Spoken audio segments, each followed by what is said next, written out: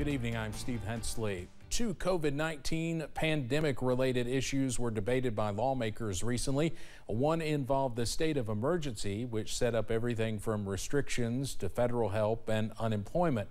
And Governor Baffert vetoed bills to end that state of emergency and one to make it tougher to stay on unemployment longer. The legislature overrode both. WIMT's Phil Pendleton spoke to people that both of those issues may impact. God's Pantry Food Bank saw its clientele almost triple early in the pandemic. I'll use Fayette County as the example. We went from 500 households a week to 1,300 within the first 6 weeks of the pandemic.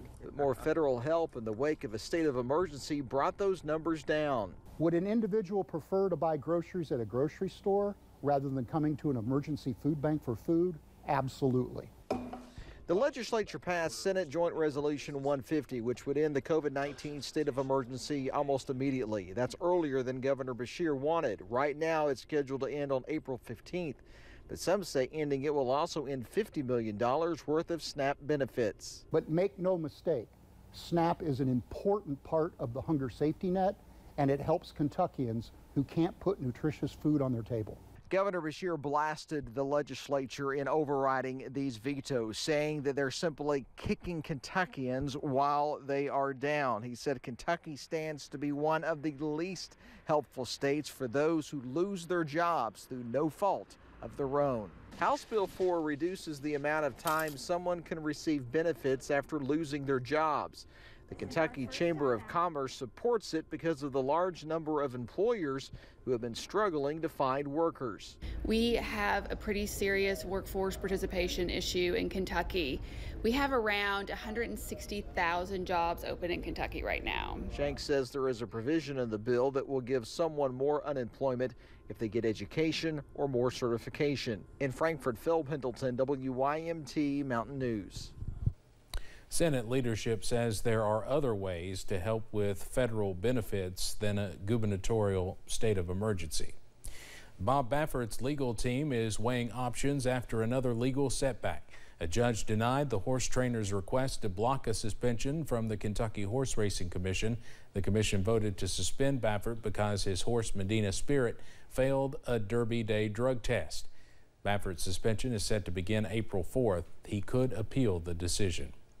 A superintendent in Fleming County took an unusual step last Friday night after his school district received a very detailed claim about an inappropriate teacher-student relationship.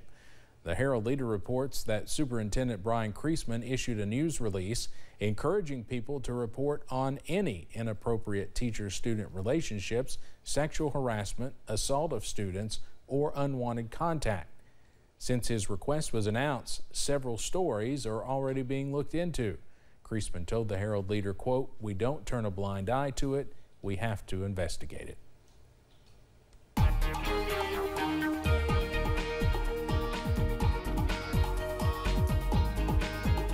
Well, outside this afternoon, we've seen plenty of sunshine, some breezy conditions as well. And it's ushering showers back into the mountains as we head into the nighttime hours tonight and into the day tomorrow. Outside right now, UVA WISE camera looking just fine. Plenty of sunshine. Some high clouds again moving in, but upper 60s out there at the moment.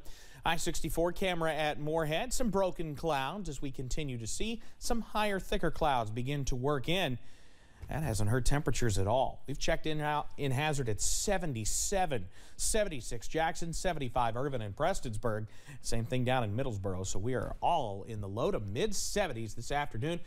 Great feel out there as we continue to watch clouds moving on in. Showers have been flirting with the Ohio River, let's say, throughout the afternoon. But the big show remains to our south. Severe thunderstorm warnings, tornado watches, tornado warnings in place across the Deep South. They're dealing with a severe weather outbreak across Mississippi and Alabama. It's the same system that's slowly heading our way, but we're not going to see nearly the type of strong to severe weather they're seeing down to our south.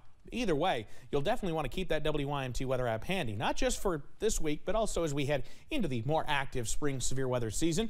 As for tonight, we'll continue to increase the clouds and the chance for showers as we stay mild through the morning. I'll have the very latest on when those showers look to work in and if any of those storms could be on the stronger side coming up in just a few minutes. Steve? Evan, thank you.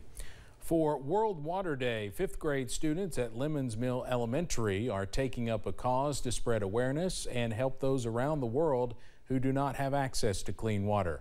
And not only did they teach other students, they even raised money for charity. Adam Berniston has more from Georgetown. For World Water Day, the entire class of 5th grade students at Lemons Mill Elementary taught lessons for the rest of the school about how millions of people around the world don't have access to clean water and about the effort some families go through to have to walk miles to access water. While teachers helped organize the event for the school, they say students were actually the ones that wanted to raise awareness and help those less fortunate. It's mostly the kids. The kids have been really talking about what is the cause, not just the donations that we're bringing in, but what is the reason why that clean water is so important. Now, while the 5th grade class is spreading awareness on this World Water Day, this initiative even started before this after they read a novel called Long Walk to Water. It's about how a little boy in South Sudan had to face challenges of getting clean water. He had to travel 4 miles a day to even get clean water to drink for his family. In the days leading up to World Water Day, the students also helped raise over $3,000 that will go to helping build a new well in South Sudan. As the principal, Vance says she is amazed at seeing her school come together for this effort. The entire school is excited and talking about, the difference and the world changers that they can be and the impacts that they can have just from our little school. In Scott County, Adam Berniston, WKYT. It's estimated that more than 600 million people around the world live without basic access to clean water. COVID-19 cases seem to be dwindling away, but health experts across the country know the situation could change quickly. The highly contagious Omicron variant BA.2 is rapidly spreading in parts of Asia and Europe and now make up more than a third of U.S. COVID cases. That is, cases that get reported. The Biden administration says it's nearly run out of money to fight COVID. Billions were eliminated from a recent government spending bill. It was more difficult for teens to quit smoking in 2020. A study found more teens unsuccessfully tried to quit smoking that year than in each of the previous 13 years. Researchers looked at surveys of more than 815,000 teens. Questions about cigarettes were asked every year, but questions about e-cigarettes were added in 2020. The study found in 2020 nearly 6% of adolescents reported an unsuccessful attempt at quitting either cigarettes or e-cigarettes. The author said the contribution of e-cigarettes to unsuccessful attempts by adolescents to quit nicotine products is substantial and warrants consideration as the U.S. develops policies to regulate e-cigarettes.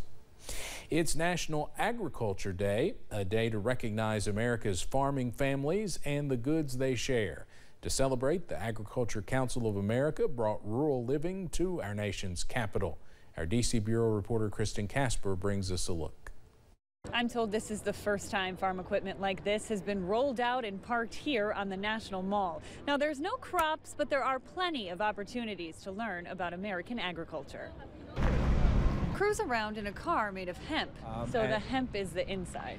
Yeah, most people think that, but not so. Not. Or weed out the weeds with a face-recognizing AI crop sprayer. It's essentially doing facial recognition like we have on our phones, but between weeds and the standing crop. Opportunities like these were teased and displayed on the National Mall Tuesday on this National Agriculture Day. We think it's really important for us to bring the message of modern agriculture to the audience that really needs to hear it. With a theme of growing a climate for tomorrow, the future was definitely present here.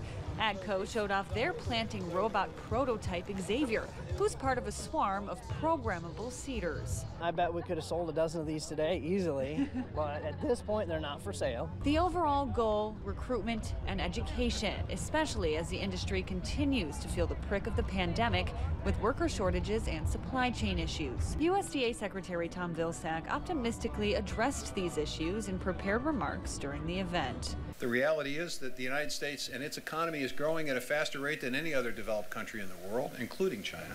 He also promoted the administration's push for a sustainable farming future and commended these innovators on their quests to use technology to help farmers do more with less.